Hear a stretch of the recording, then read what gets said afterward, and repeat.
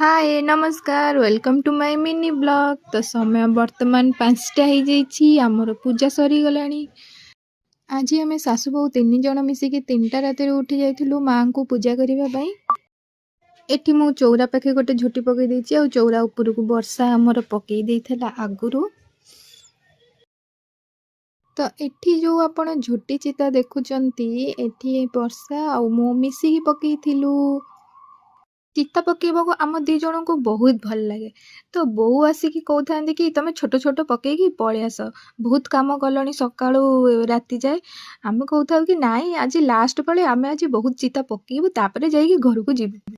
आ मु जानिची आम दुई जनकर झोटी चिता आपण मानकु बहुत सुंदर देखा जाउथिबो। आम ओडिया घरे जेकोसी पूजा पर्व हेउना काहींकी झोटी चिता आ रंगोली पड़िबाटा मैंडेटरी अटे। तो एठी आमे दीपहर पूजा पाई प्रसाद सब रेडी करिकी आनिकी माँ को पाखरे रखीदेलु। तापरे बही आमे पढ़ीदेलु, बही पढ़ी सारिकी पूजा आमर संपूर्ण करदेलु।